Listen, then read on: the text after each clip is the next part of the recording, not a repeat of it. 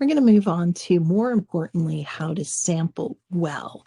And this is actually what you want to focus on more in AP statistics than the poor ways, but we want to avoid the poor ways as well. I'm also going to have some notes over on the side from time to time. If you need more information about a topic, I'll have the pages in your textbook to refer to. And I would strongly suggest you at least thumb through those, look at the most important, highlighted parts, the definitions, and some of the examples in your textbook, because they really will help you when you're doing your homework sets. The most common sampling method is called the simple random sample, or the SRS. So get used to that acronym, SRS. Get used to that one. We're going to use it a lot in AP statistics, simple random sample, and it is acceptable to write SRS on the AP exam rather than having to write out every time simple random sample. Before I actually get started talking about a simple random sample, just want to stress that random sampling is the best way to reduce bias. Because when we have randomization, we eliminate all of those poor sampling methods. If our random sample is all the way across town, we have to go get it. If it's expensive to find that random part of the sample, we got to go do it. We have to commit to saying we are going to stick to whatever the randomization makes us do. So that's why random sampling will eliminate, or at least reduce, don't say eliminate, reduce the bias in our sample. This is very close to the actual definition, a simple random sample of any size. And we might choose 10 subjects, or we might choose 50 individuals, whatever number I choose. That group of 10 or 50 always has the same equal chance of being chosen as any other group of 50. So I want you to get away from the idea of individual. It's not that you have the same chance of being chosen as anyone else. It's that no matter what our sample size is, it has the same, so everyone in the sample. So that means basically we're kind of making that equality that not just you, but when we put you together with other individuals, that it also has the same probability of being selected for our sample. So a very, very simplified example of choosing an SRS would just be to put names, of course, on pieces of paper. If you want to be super specific, you'd say equal-sized pieces of paper. You put them in a hat. One thing you need to say is you mix them well, or you stir it. That's really important, because what if you wrote all the names alphabetically and then you just put them one at a time in the hat, so all the A's were at the bottom of the hat and all the upper letters in the alphabet were at the top of the hat, and you didn't mix it. Okay, think about things like that. So you want to make sure that you do mention that there's some kind of randomization or mixing that's going to happen, and then you draw out that specified number of names. Please do not use the hat example, though, in large sample sizes. If you're surveying all the people in the state of California is your population, and you're going to take a sample of 15,000, please do not say that you're going to write everybody's name on a hat and throw it in a hat. That's the largest hat I've ever seen. So you got to be practical, and we'll talk about some other methods in class that you could use instead of the hat method, including the one in the example below. So sampling with replacement, if we use the hat example, would be putting those names, those pieces of papers back in the hat after it's drawn. We really don't want to do that for a sample because we don't want to get the same subject or same person or individual back again. We don't want them in the sample more than once.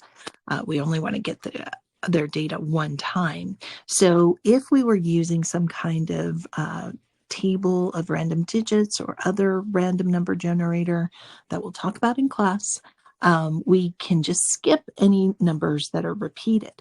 You need to make sure you state things like that when you're describing how to set up a sampling method or a random sampling method. So we're going to go through this small example and talk about some different ways to do random sampling. Next, let's look at some other random sampling methods. These are all different ways to set up an experiment design. That's what we're going to be getting into next. But you need to be aware of all these different sampling methods. If we're going to do a stratified random sample, first, please don't call this an SRS, even though it is the same 3 letters. It's completely different, and you want to be really clear. The only thing you should use SRS for is the simple random sample. A stratified random sample. This occurs when you want to equally represent certain subgroups from your population. We call those strata in your final sample. So what you do is you split your population up, you take a simple random sample from each strata group, and then combine those back into one sample. So an example of that, and you might want to kind of write this over in the margin. This is kind of for your extra notes over here. A great example of that is just looking at our school. And if we wanted to make sure that we ended up with an equal representation of freshmen, sophomore, juniors, and seniors in a sample, and we want to ask them questions, maybe we would take, 20, make sure we get 20 randomly selected freshmen, 20 randomly selected sophomores, and so on, and then put them together for our sample. That's a great example of one, because in a simple random sample, we could end up with an over or under representation of one student group over another. So that somewhat answers that next question, when and why is it beneficial? It reduces the chance of one subgroup being over or underrepresented in our sample. So remember, it's that bias thing, that reducing our bias. Sometimes it doesn't matter. We can just do a simple random sample and call it a day. But if we're afraid that our results of our of whatever we do with our sample might be over or underrepresented of the population, it's always a good idea to stratify whenever you can. A good example is how drugs react in men and women because their hormones are different. The results of a drug study might be biased because we didn't have enough of one gender to do the experiments on. That's another example of when stratification would be important. So a cluster sample, this is one of the trickier ones to understand. So listen up. It is done when a population is physically divided by proximity and areas within the population are selected at random. It's done when it would be really difficult to find individual samples over a large area. I'm going to give you the simple example of this first. A simple example, we're going to go back to our school. Our school is already divided into clusters. We call them rooms.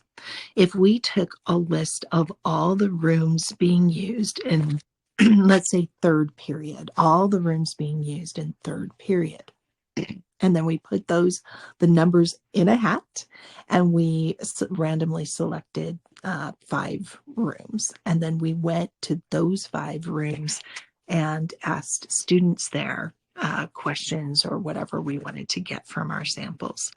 That would be a great example of a cluster sample. Now, uh, why would we do this? It's just because it's easier. It would be easier than trying to find random samples of, I don't know, 100 students and then tracking those students down and trying to find each one of them. So this is just an easier way to kind of get things done. It's also great in nature. It's mostly used when we're studying the natural environment. Think of a field of corn. Are we going to number every single corn ear, stalk of corn, and then go find 100 stalks of corns in a field? No, of course we wouldn't do that. What we would do instead is we divide the cornfield into maybe, it just depends on how large it is, maybe 100 sections, randomly select about 10 sections, 5 to 10 sections, and then go look at the ears of corn within each of those sections. So that's when a cluster sample is used. And we'll do some examples in class, so it'll help you out. I really love this example. I love it so much. We're going to discuss it in class because I think this will be a good jumping off point that will really tie in the different methods together. So, but read through it, kind of write down some of your initial thoughts, and then we'll discuss it in class.